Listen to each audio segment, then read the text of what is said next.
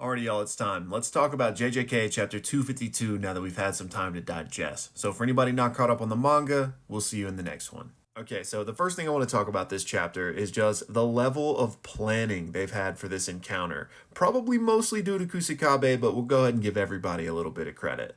Basically, as soon as Gojo went down, things have just been popping off basically exactly how Team Good Guy has wanted them to go.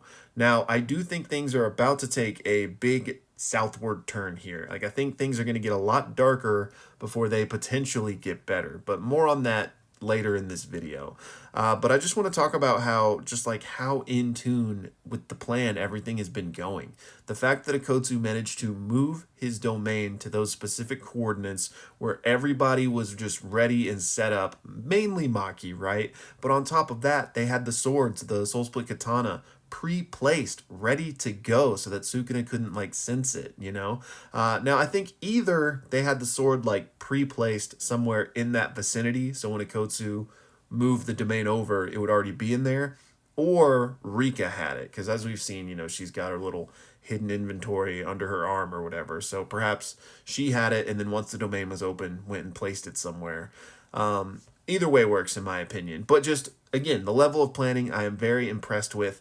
Also, Okotsu, man, let's talk about it. Let's be clear, this man's domain did not crumble because he got slashed in half. It crumbled because he told it to, which, whilst getting world-cutting slashed, still having the, agency to make that happen, to serve as the signal for Maki, is incredible. And they did that to catch Sukuna even more off guard. So just next level from the young prodigy here. That's all I gotta say.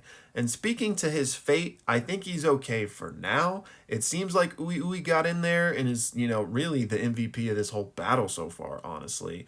But got in there instantly. Rika was carrying him toward Ui, but we didn't actually see him get teleported out. So while it stands to reason that happened, I'm still not just gonna 100% tell myself it's okay yet. But he probably got out. Actually, you know what? Let's just go ahead and get another round of applause for the young phenom. He is jumping in, no fear, against the King of Curses, right there to retrieve his homies, man. And also, this speaks again to Gojo just coming back, in my opinion. We saw how quickly he went in there and got a Kotsu. Similar thing probably happened with Gojo. And again, why risk this 10-year-old's life to go retrieve a corpse? I might make a whole other video talking more about Gojo stuff, or maybe I'll talk about it later this video. But I think this chapter heavily implied that Gojo is returning. Okay, so next, let's talk a little bit about Maki, Sukuna, this sword wound, soul damage, and reverse curse technique. Now, this chapter pretty much confirmed what my line of thinking has been regarding soul damage in this way. So if you've been following my videos, you already know, but let's just go over it. Soul damage inflicted in this way. So we're not talking about Mahito's idol transfiguration right now, but from something like the soul split katana can in fact be healed so long as you meet two conditions, basically.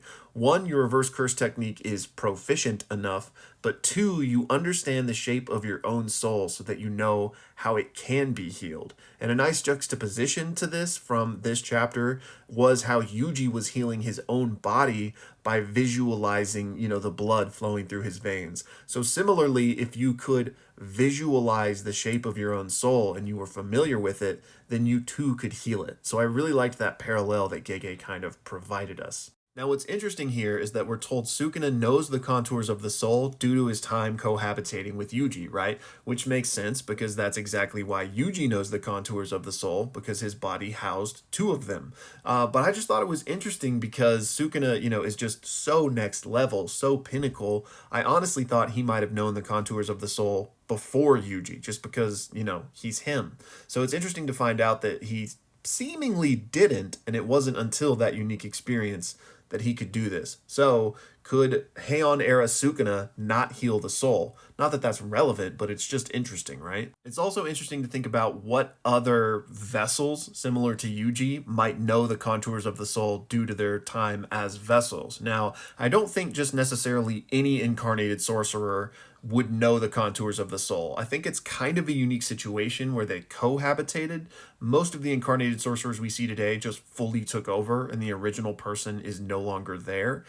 So interestingly, somebody like Hannah and Angel might be able to see the soul since they're more akin to the situation here, whereas somebody like, Kashimo wouldn't be able to, I don't think, just because they never had that unique roommate experience. All right, so Sukuna's got soul damage straight through the heart that he is capable of healing, but is unable to heal due to his decreased output from the Gojo fight.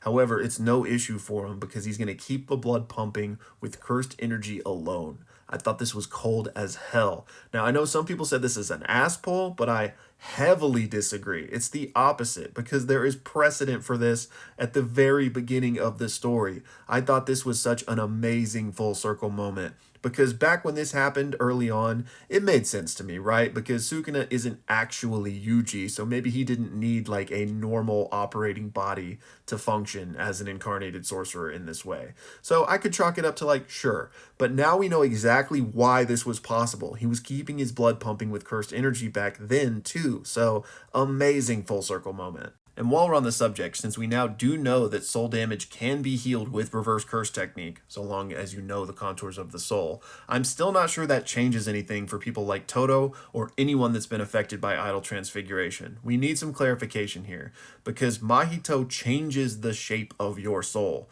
So, if you're a square and he makes you a circle, you can't heal back to a square because now you are a circle, if that makes sense. However, if idol transfiguration's changes are classified as damage, then maybe it could be healed. But with our current understanding, I would still assume that Toto could not be healed even by Soul RCT. But I would love to hear y'all's thoughts on it. Now let's talk about Maki, who was just showing out this chapter. Now obviously this is a Sukuna that's heavily diminished and maybe isn't even trying given the end of the chapter, but still her feats here are insane. And specifically during the leaks and stuff, I didn't notice this, but it's been since pointed out that that one slash Sukuna throws at her that he performed one of the 3 chants for to make it dimensional, he actually performed all 3 of the chants. They were just hidden literally in the panel, but also Sukuna was trying to hide them amidst the chaos and rubble of him destroying that building. So Maki dodged a full-on dimensional slash, something we've only seen Kashimo sort of do. He couldn't even get away from it fully. He's still got his hand clipped. Sukuna is impressed with this feat and compares it to when Mahoraga saw his slashes in Shibuya, saying Maki can see them far better than the other sorcerers can. Now, I don't want to get into Gojo comparisons here. That's a whole nother video. I've talked about it before,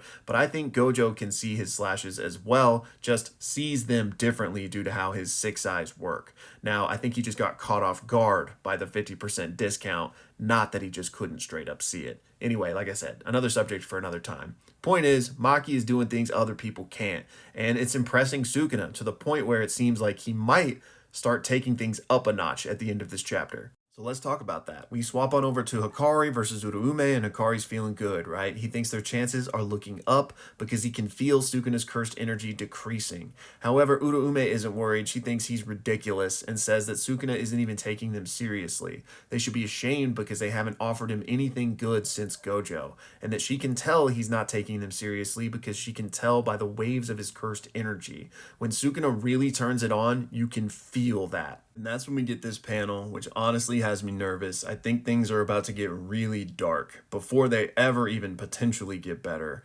One, because if Sukuna isn't really even trying with these people, now I say that kind of loosely, I think he is trying to some extent, but if he's holding back, whatever his black box or the open technique is, like he's clearly not using everything in his arsenal, right? And if his RCT and his brain are healing as we go and he regains that control or regains the domain expansion, things are obviously going to get far worse for everybody, right? So not only that, but we have the 6-year anniversary of JJK. And Gege is doing a color page for this. It's going to be on the cover of Weekly Shonen Jump. And 6 is one of the unlucky numbers in Japan. And Gege loves numbers. So I think he's going to do something absolutely heinous this next chapter, which coinciding with Sukuna like trying, I think that means somebody's going down or something awful is gonna happen. So yeah, I'm just nervous and I'm prepared to take some losses with how the stars are aligning here. I think it's gonna get a lot darker before dawn. Now Akotsu's gone, or else I think he would be the primary suspect, but let me know who y'all think might get taken out here. And I just don't know what they're gonna do. If Sukuna gets stronger, they're already throwing their best at him, right? So what are they gonna do? I'll just leave it at that.